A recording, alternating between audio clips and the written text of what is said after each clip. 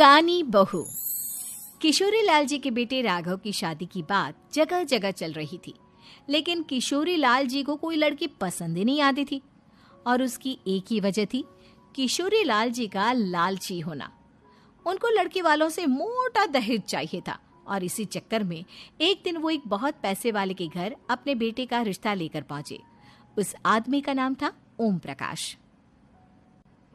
देखिए किशोरी लाल जी, मेरी एक ही बेटी है और मेरी सारी संपत्ति जायदाद सब कुछ मेरी बेटी नैना का ही है। पापा, नाम से लगता है बहुत खूबसूरत होगी। कितना अच्छा नाम है ना, नैना। ओ, वैसे बात तो सही है आपकी। अब इतना पैसा है, जमीन जायदाद है, इकलौती बेटी, आप भी क्या करेंगे? सब कुछ उसे ही देंगे ना। बिल्कुल ठीक पहचाना आपने। बस बेटी की शादी और सारी जायदाद उसके नाम। पापा, बिना देखे हाँ कर दीजिए ना। इतना अच्छा रिश्ता फिर कहाँ मिलेगा? माला माल हो जाएंगे हम। मैं अपनी बेटी को बुलाता हूँ। अरे नहीं नहीं नहीं नहीं, आपकी बेटी का नाम नैना है, सुनकर ही लगता है बहुत सुंदर होगी। रहने दीजिए अंकल, मैं तो आपकी बेटी के नाम से ही इतना खुश हो गया हूँ कि उसे बिना देखे शादी करने को तैयार हूँ। अब तो मैं उसका चेहरा सीधे शादी के बाद ही देखूंगा। और इस तरह राघव नैना का चेहरा नहीं देखता और उससे शादी कर लेता है। शादी के बाद अपनी सुहाग रात पर जब राघव नैना का घूंघट उठाकर देखता है तो नैना की आंखें बंद थी। कितने खूबसूरत हो तुम नैना, जरा अपनी आंखें खोलकर मेरी तरफ देखो तो सही। नहीं, मुझे शर्म आती है। अरे, मैंने तुम्हें शादी से पहले भी नहीं देखा, और अब अगर तुम आंखें खोलकर मुझे देखोगी भी नहीं तो मुझे अच्छा कैसे लगेगा? इससे पहले कि नैना अपनी आंखें खोलकर राघव की तरफ देखती, अचानक से लाइट चली गई और राघव नैना को पूरी तरह से देख भी नहीं पाया। अगली सुबह नैना राघव के लिए नाश्ता बनाकर लेकर आई। अरे ये क्या, आधा पराठा सेका हुआ है और आधा बिल्कुल कच्चा। ये तुमने क्या किया नैना? बहू, तुमने क्या आधा पराठा तवे से नीचे लटका कर रखा था, जो आधा सेका है और आधा कच्चा? मुझे जितना दिखेगा उतना ही तो सीखूंगी ना पापा जी। जहाँ जहाँ मुझे नजर आ रहा था वहाँ मैंने सीख लिया, और जहाँ जहाँ नहीं दिखा वहाँ कच्चा रह गया होगा। इसका क्या मतलब है? ये कैसा मजाक कर रही है तुम? अरे बहू, तुमने इतना लंबा घूंघट क्यों लगाया हुआ है? देखो, हमारे घर में बहुओं को बेटी की तरह रखा जाता है, और फिर तुम तो इतना सारा माल लेकर आई हो।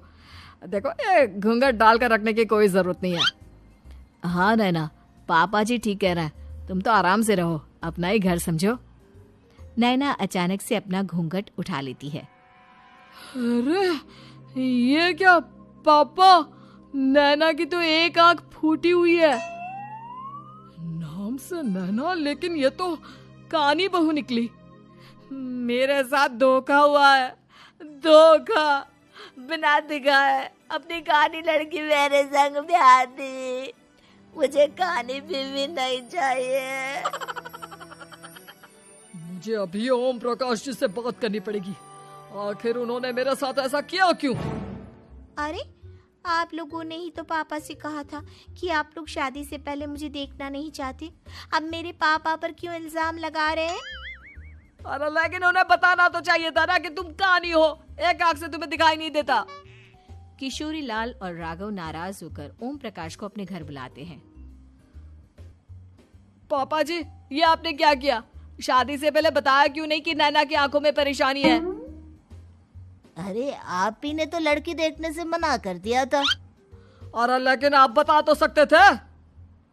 आपको तो हमारी बेटी की प्रॉपर्टी चाहिए थी, वो भी पूरी की पूरी। अब क्या हुआ अगर उसे आधा दिखाई देता है? प्रॉपर्टी तो आपको पूरी मिल गई ना। अरे ये क्या बात हुई? मेरी शादी प्रॉपर्टी से नहीं, आपकी बेटी से हुई है। अब ये तो पहले सोचना चाहिए था, तब तो मेरी प्रॉपर्टी देखकर तुम्हारी जुबान लप लपा रही थी। लेकिन मैं कानी लड़की को अपनी बीवी बनाकर नहीं रख सकता।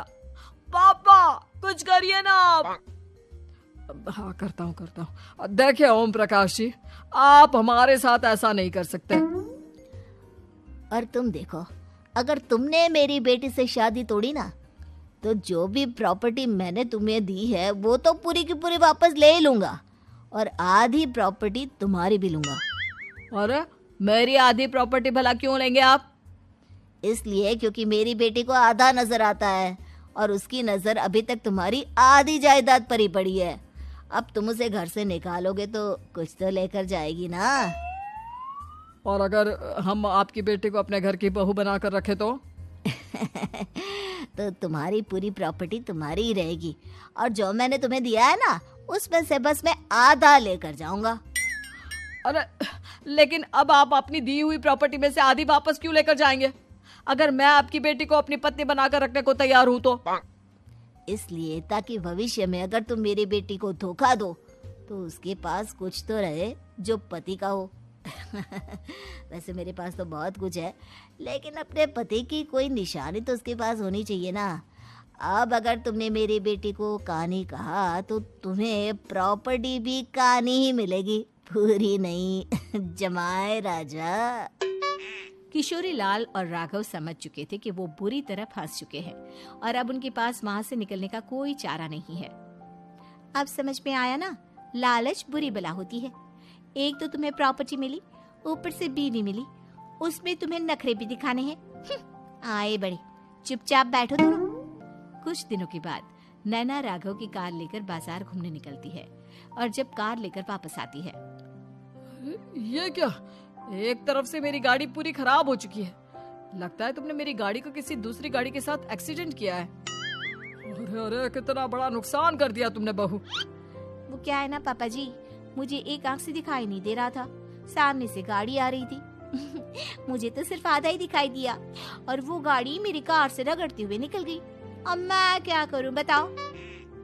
आप इसे ठीक कराने के पैसे कौन देगा? तुम्हारे पापा। तुमने मुझसे इस तरह से बात की? अभी रुको। नैना राघव की शिकायत ओम प्रकाश को कर देती है। देखो राघव, अब जो मेरी आधी प्रॉपर्टी तुम्हारे पास थी ना, उसमें से आधी और मैं लेकर जाऊंगा, क्योंकि तुमने मेरी बेटी को डांटा। अरे नहीं पापा जी, गलती हो गई, माफ कर दो। गलती की तो कोई गुंजाइश ही नहीं।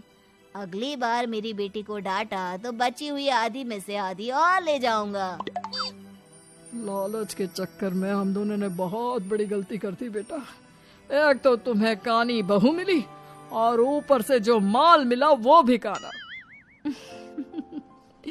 इस तरह राघव की हर एक गलती पर ओम प्रकाश उसकी प्रॉपर्टी का आधा आधा हिस्सा लेकर अपना सारा माल वापस ले गया और राघव को कानी बीवी से काम चलाना पड़ा।